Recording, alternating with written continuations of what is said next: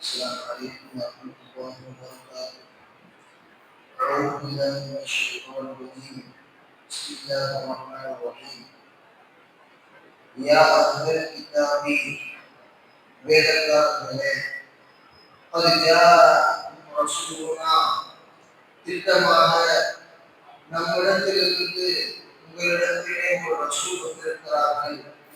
யுபையினு லக்கும் உங்களுக்கு மார்க்க சட்டங்களை இன்னும் அல்லாஹ்வை பற்றிய விளக்கங்களை உங்களுக்கு தெளிவுபடுத்தி காட்டுவதற்காக அலா ஃபத்ரத்தின் மினல் ருசுல் நபிமார்கள் வருவதில் நிறுத்தி வைக்கப்பட்டிருந்த அந்த காலகட்டத்தில் எதற்காக வேண்டி தக்கூறு மாஜானாவின் பஷீர் வலா நதீர் நீங்கள் சொல்லிவிடக்கூடாது எங்களிடத்தில் நபி வரவில்லை சுபச்செய்தி சொல்லக்கூடியவராகவோ எச்சரிக்கை செய்யக்கூடியவராகவோ உமது புறத்திலிருந்து யாரெல்லாம் எந்த நபியும் வரவில்லை என்று நீங்கள் சொல்லிவிடக்கூடாது என்பதற்காக இந்த ஆயத்தில் அல்லாஹ் சொல்லக்கூடிய கருத்து, வேதக்காரர்களே நான் எனது புறத்தில் இருந்து உங்களுக்கு நபியை அனுப்பி வச்சேன். எப்படிப்பட்ட காலம்? நபியே வராத அந்த காலம். அதாவது இப்ராஹிம் அலைஹிஸ்ஸலாம் அவர்களுடைய காலத்தில் இருந்து தொடர்ச்சியாக ஈசா அலைஹிஸ்ஸலாம் காலம் வரைக்கும் தொடர்ச்சியாக நபிமார்கள் வந்துகிட்டே இருந்தாங்க. தொடர் நபி. ஒரே காலகட்டத்தில் 3-4 நபி, ஒரே காலகட்டத்தில் 10 நபி 12 நபி, இப்படி ஒரே நேரத்தில் சமகாலத்தில் வாழக்கூடியவர்களாக நபிமார்கள் இருந்தார்கள். உதாரணத்திற்கு இப்ராஹிம் அலைஹிஸ்ஸலாம், அதற்கு பின்னால் வந்த இஸ்மாயில் அலைஹிஸ்ஸலாம், இஸ்ஹாக் அலைஹிஸ்ஸலாம், அதற்கு பின்னால் வந்த யாக்கூப் அலைஹிஸ்ஸலாம் அவர்களுடைய பிள்ளைகளையும் அல்லாஹ் நபியாக்கினார். அதற்கு பின்னால் வந்த யாக்கூப், அதற்கு பின்னால் வந்த மூசா அலைஹிஸ்ஸலாம், ஆரோன் அலைஹிஸ்ஸலாம், அதற்கு பின்னால் வந்த தாவூத் அலைஹிஸ்ஸலாம், அத்தா மகன் சுலைமான் அலைஹிஸ்ஸலாம் அவங்க நபி. அதற்கு பின்னால் அப்படியே வந்த எல்லா நபிமார்களும் அதற்கு பின்னால் வந்த எல்லா சக்கரியா அலைஹிஸ்ஸலாம் அவர்களுடைய மகனார் யஹ்யா அலைஹிஸ்ஸலாம், அதற்கு பின்னால் ஈசா அலைஹிஸ்ஸலாம் என்று ஒரே சமகாலத்தில் 3 நபிகள் 4 நபிகள் வாழ்ந்து கொண்டிருந்தார்கள். யூதர்களுக்கு 500 வருஷமா நபி வரல. நபிஸ்ஸலாமு சொல்றாங்க, எனக்கு முன்னால் கடைசியாக வந்த நபி ஈசா அலைஹிஸ்ஸலாத்து வஸலாம் என்று நபிஸ்ஸலாமு சொல்கிறார். நபிஸ்ஸலாத்துக்கும் ஈசா அலைஹிஸ்ஸலாத்துக்கும் இடைப்பட்ட காலம் என்பது ஆலிம்கள் மத்தியில, முஃபஸ்ஸிரீன்கள், குர்ஆன் விரிவுரையாளர்கள் மத்தியில் நிறைய கருத்து வேறுபாடுகள். 600 ஆண்டு 500 ஆண்டு. ஆனால் பிரபஞ்சமான வருடம் என்பது 600 ஆண்டுகள், 650 ஆண்டுகள் என்று பிரபஞ்சமான ஒன்று. இந்த 600 ஆண்டுகள் நபியே இல்லாமல் ஒரு நபியை எதிர்பார்த்து காத்திருந்த பொழுது நாம் நமது புறத்திலிருந்து முஹம்மது ஸல்லல்லாஹு அலைஹி வஸல்லம் அவர்களை உங்களுக்கு நபியாக இறக்கினோம். எப்படிப்பட்ட காலம் அல்லாஹ் சொல்றான். அதாவது நம்ம கண்காணிக்கிறதுக்கு ஒருத்தர் இருந்துகிட்டே இருக்கணும். ஏன்னா மக்கள் வழிதவறி போயிடுவாங்க. நம்ம சுயமா சீர்திருத்தப்பட்டு வாழ்வதற்கு நம்ம ஒன்றும் வழக்கு கிடையாது. சுய சீர்திருத்தத்தோட சுய ஒழுக்கம்னா என்னன்னு தெரிஞ்சாதான் சுய ஒழுக்கத்தை படி நடக்க முடியும். அந்த சுய ஒழுக்கத்தை யார் கற்று தருவா? ஆயிஷா ரலியல்லாஹு சொல்லுவாங்க, குர்ஆன் இப்படி இருக்குதுன்னா இது ஒரு குர்ஆன் அப்படின்னா நபி ஸல்லல்லாஹு அலைஹி வஸல்லம் இன்னொரு குர்ஆன், இது ஒரு குர்ஆன் அப்படின்னா நபி ஸல்லல்லாஹு அலைஹி வஸல்லம் இன்னொரு குர்ஆன். இந்த குர்ஆன் ஏற்று ரீதியாக நமக்கு உங்களுக்கு ஓதி காட்டுவதற்கும் நீங்கள் எடுத்து நடப்பதற்கும் சிந்தனை செய்வதற்கும் ஒரு குர்ஆன், இன்னொரு குர்ஆன் உயிரோடு இருக்கிறது. அவர்கள் நபிகள் நாயகம் ஸல்லல்லாஹு அலைஹி வஸல்லம் அவர்கள் தான் அந்த குர்ஆனுக்கும் அந்த ஸல்லல்லாஹு அலைஹி வஸல்லத்துக்கும் எந்த வித்தியாசமும் கிடையாது சொல்லிட்டு அவங்க தான் ரோல் மாடல். குர்ஆன் அல்லாஹ் தஆலா தொழுகன்ட்டான். யார் இவங்க ஆமன மக்களே நீங்க தொழுகணும் அப்படின்ட்டாங்க. எப்படி தொழுவது, எப்படி தக்பீர் இருக்குது, எப்படி தலா ஓதுறது, எப்படி எந்த நேரத்தில் எதுவுமே தெரியாது. குர்ஆன்ல அதெல்லாம் இல்லை. குர்ஆன்ல தொழுகன்ட்டு அல்லாஹ் எப்படி தொழுகிறது அது நபியினுடைய சுன்னத். இது உதாரணம்.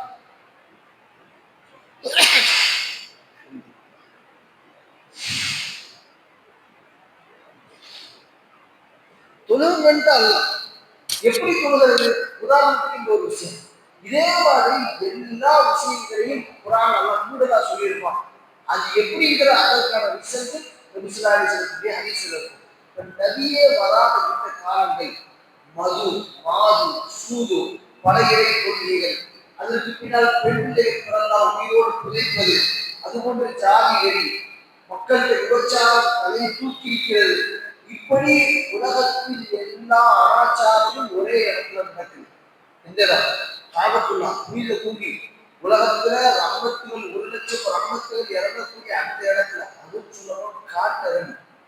இது அந்த மீன் கவனிக்க வேண்டியது. அதாவது நாகரிகங்கள் ஏற்கனவே இருந்து அதுக்கப்புறம் கொஞ்சம் வப்பா போயிட்டாங்க அப்படின்னா திரும்ப சொல்லி திருத்தருக்கு வாய்ப்பு உண்டு. வாழையடி வாழையா இதுதான் பாரம்பரியம், இதை விட்டா வேற ஒன்றும் கிடையாதுன்னு மக்கள் வழியேற்ற திரைச்சிருக்கிறாங்க. அவங்களுக்கு திருத்தவே முடியாது. அன்சார் அலியல்லா இருக்கிறாங்களே, மாபெரும் இஸ்லாத்துல முக்கியமான பலம் தான் அன்சார் அலியல்லா. இஸ்லாத்துக்கு வர்றதுக்கு முன்னாடி பல பெண்களோடு இருந்திருக்காங்க. வரலாறு காட்டி சொல்றது. ஏன்னா இப்படி இருந்தவங்க இஸ்லாத்தை எப்படி மாத்திட்டாங்கன்னு நம்ம பேசுறோம். அன்சார் அலியல்லா தினம் பெண்களோட இருப்பாங்க. அவங்க எப்பொழுதுமே காடு மலை செய்துதான் இருப்பாங்க. மர விலங்குகளை வேட்டையாடி எட்ட விருந்தாலும் சொல்லி ஒட்டகம் புதுல இதெல்லாம் இல்லை, என்ன கிடைக்குதோ சிங்கத்துக்கு எதுவாக வேட்டையாடி அதனுடைய தோள்களை தன்னுடைய தேவைக்கு பயன்படுத்துறது, அந்த கறியை சாப்பிடுறது, அதை எப்பொழுதும் மதுவோடே தான் இருப்பாங்க. சர்ச்சா இஸ்லாம் வந்த பின்பும் கூட ஒரு நேரம் பாத்திமார்கள் இல்லாத கல்யாணம் பண்றதுக்கு இஸ்லாம் அலிரலியல்லாவுக்கு ஒரு ஒட்டகம் கொடுத்துருப்பாங்க கரீமத்து பொருள். அதை அலிரலியல்லா கெட்டி போட்டுட்டு புல்ல பிறக்கிறதுக்கு போயிடுவாங்க. புல்ல அந்த நேரத்துல இந்த ஒட்டகத்தை கூட்டிட்டு அம்சாரியா உயிரோட பின்சப்பை அறுத்துவாங்க. அதாவது உயிரோட நிக்குது, அதனுடைய பின்சப்பை அறுக்கப்பட்டிருக்கு. அப்படியே அந்த பின்னாடி உள்ள அந்த பின்பக்கத்துல உள்ள அந்த கறி அப்படியே அறுத்து பெண் நடனமாடிக்கணும். இந்த இஸ்லாத்தினுடைய ஆரம்பத்துல முற்றிலுமா அல்லாஹ் மதுவை தடை செய்யணும். கொஞ்சம் கொஞ்சமா தான் அல்லாஹ் தடை செய்யணும். வரும்போது தொகைக்கு வரும்போது குடிச்சிட்டு வராதீங்க அப்படின்னா, முதல் இடத்துல கொஞ்சம் அதில் குடிச்சுட்டு இருக்கிறீங்க, இது கொஞ்சம் நல்லது கிடையாது அப்படின்னா, அடுத்து தொழிலை குடிச்சிட்டு வராதிங்கன்னா அதுக்கப்புறம் முற்றிலும் குடிக்கக்கூடாதுன்னா இது சைத்தானுடைய பழக்கம் தான். இது ஸ்டார்டிங்ல அப்படி கொஞ்சம் கொஞ்சமா நிறுத்தும் பொழுது அம்சாரங்க ஒரு பெண் ஆடிட்டு இருக்கிறாங்க. அந்த கறி அறுத்து அவங்க சமைச்சுக்கிட்டு அப்படி சமையல் ஒரு பக்கம் அந்த பெண் ஆடிக்கிட்டு இருக்கிறாங்க. அழியடி எல்லாமே சொல்றாங்க, அதை சொல்ல நீங்க எனக்கு கொடுத்தீங்க, நான் மகர் கொடுக்கறதுக்கு எனக்கு ஒண்ணுமே கிடையாது. அலிரலி அல்லா பாத்திமார்கள் மகளா கொடுத்தது ஒரு உடுப்பு சட்டை, அதை விற்றுதான் இந்த ஒட்டகங்களை எல்லாம் தயார் பண்ணி வழிபாடு கொடுக்கறதுக்கு வச்சிருந்த ஒட்டகத்தை இப்படி பண்ணிட்டாங்க அப்படின்னு அலிரலி எல்லாரும் சொல்றாங்க. ரசூலுல்லாஹி அலைஹி வஸல்லம் போறாங்க, அவங்க புரி போதையில் இருக்கிறாங்க. உள்ள போனா நபியவே இந்த போதையுடைய நிலைமையில நபியவே நம்ம பேசுறோம். இஸ்லாத்துக்கு அப்புறம், இஸ்லாத்துக்கு வந்ததுக்கு அப்புறம் உடனே நிலைமை கொடுத்தீங்கன்னா நிலைமை சரி கிடையாது, ஒரு போதையில் இருக்கிறாங்க. இப்ப இந்த நேரத்துல நான் எந்த விஷயத்தை ஹதீஸ் எடுத்து சொன்னாலும் நல்ல காரியத்தை எடுத்து சொன்னாலும் மண்டே கிடையாது. அப்படியே ஹதீஸ்ல நபி முன்னாடி போனாங்க, போயிட்டு திரும்பி வராம ரிவர்ஸ்ல வந்தாங்க. ஏன்னா அவங்க அந்த அளவுக்கு உச்சத்துல இருக்காங்க, எதாவது அடிச்சுடுவாங்க, நபியை கேவலப்படுத்திடுவாங்க, இதெல்லாம் நமக்கு பெரிய பாவத்துக்கு ஆளாயிருவாங்க. அப்படியே திரும்ப ரிட்டர்ன் வந்தாங்க. இப்ப நம்ம சொல்ல வரக்கூடிய கருத்து, இஸ்லாம் வந்ததற்கு பின்னாலும் கூட அந்த பழைய நிலைமை மாறாத அளவிற்கு அவர்களுக்கு மத்தியில் இந்த எது உதவிச்சு, இந்த அறியாமை ஜாதியாருடைய மடமைத்தனம் ஊறி போயிருந்தது. அதனாலதான் அல்லாஹ் சொல்றான், நபிமார்களே வராத காலம் என்ன அனாச்சாரங்கள் தலை சுற்றி இந்த காலத்துல நாம் உங்களுக்கு நபிசலாரி செலத்தில் இறக்கணும். எப்படி இறக்கணும் நீங்க சொல்லிடக்கூடாது. பாருங்க, யாரெல்லாம் வறுமை நாங்கள் சொல்லிடக்கூடாது, யாரெல்லாம் எங்களுக்கு நபியே வரல, வந்திருந்தா திரும்பி இருக்கும். இதுக்கு நபிசலாரி ஒரு விளக்கம் சொல்றாங்க. புகாரி ஷரீஃப் ஹதீஸ் வருது, நூஹ் அலைஹிஸ்ஸலாம் இருக்கிறாங்கல்ல, நூஹ் அலைஹிஸ்ஸலாம் ஸ்டார்டிங்ல வந்தவங்க. அவங்கெல்லாம் எப்போ வந்தவங்கன்னா ஆதம் அலைஹிஸ்ஸலாத்துக்கு அப்புறம் இத்ரீஸ் அலைஹிஸ்ஸலாத்துக்கு அப்புறம் நூஹ் அலைஹிஸ்ஸலாம். மூணாவதா வந்த நபி அவங்கதான். அப்பதான் மக்கள் பள்ளியை பெருகவே ஆரம்பிக்கிறாங்க. அந்த ஸ்டேஜ்ல நூஹ் அலைஹிஸ்ஸலாம் பல வருஷம் 950 வருடம் அல்லாஹ்வுடைய பாதையில மக்கள் சேவை செஞ்சு மொத்தම இஸ்லாத்தை ஏற்றுக்கொண்டது 83 சொச்சம், 80 சொச்சம். ஹதீஸ்ல இஸ்லாத்தில் இருக்கு 83, 80 சொச்சம்.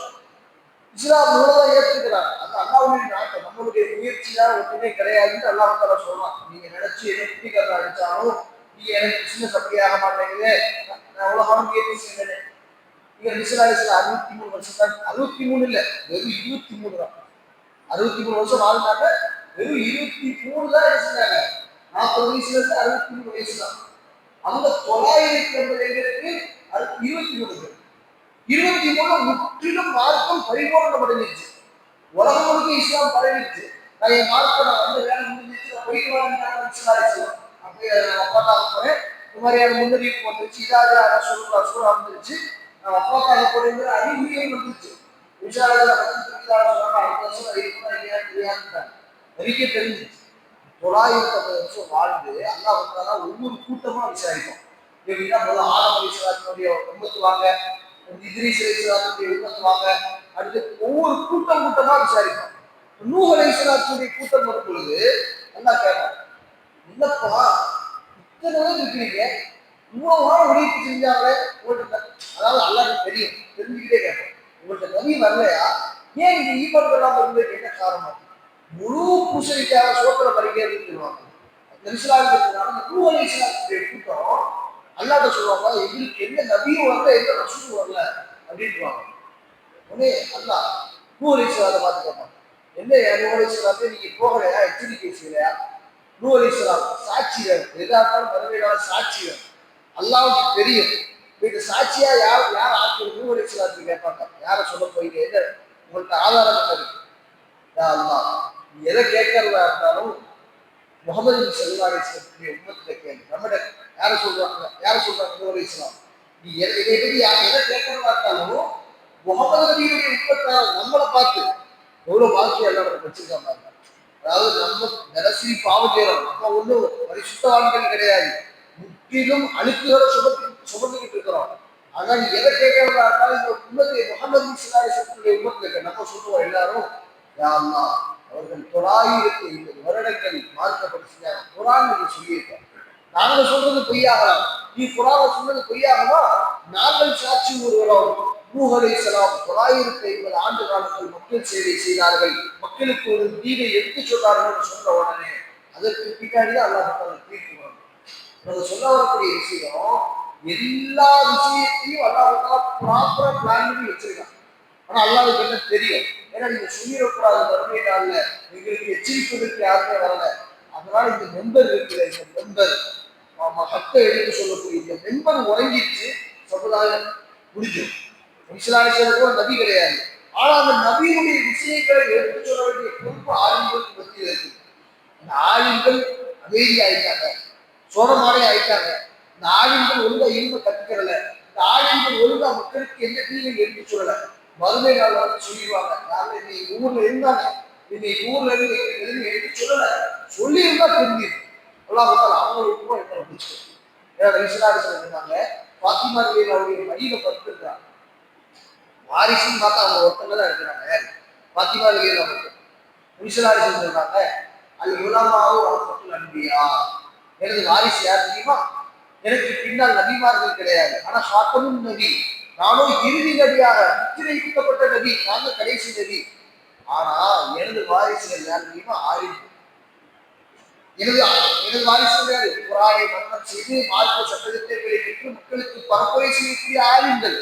அந்த ஆலிம்கள் எப்போ உலக விஷயத்தை, உலக மோகத்தை, இன்னும் அதைத்தான் மற்ற விஷயங்கள் ஈடுபட ஆரம்பிச்சாங்களோ இல்மு முடிஞ்சிடும். கியாமத் வரும் பொழுது இல்மு உயர்த்தப்பட்டது. இல்மு உயர்த்தப்பட்டதுன்னா இதுக்கு ஆத்ம கியாமத் அடையாளம் மிக அறிவாற்றலுடைய, மார்க்க பற்றுதலுடைய, தக்வாவுடைய, இல்முடைய ஆளுங்கள் இந்த உலகத்தை வந்து வஃபாத்தாயிடுவாங்க.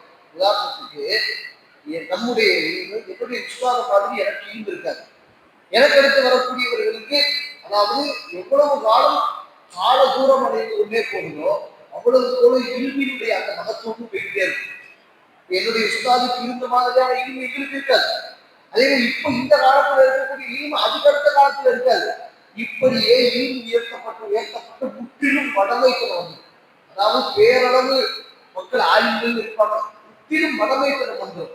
மடமைத்தனம் வந்த பின்பு பெயர் தாக்க முஸ்லிம்களாக நாம் இருப்போம். அதுக்கு பின்னாடி ஏற்படும். அல்லாஹ் சொல்றான், உங்களிடத்தில் திட்டமாக முஹம்மது நபி ஸல்லல்லாஹு அலைஹி வஸல்லம் பஷீராக சுபச்செய்தி சொல்லக்கூடியவராக நதீரும் மீண்டும் எச்சரிக்கை செய்யக்கூடியவராக வந்து விட்டார்கள். அல்லாஹு அலா குல்லி ஷைஇன் கதீர்.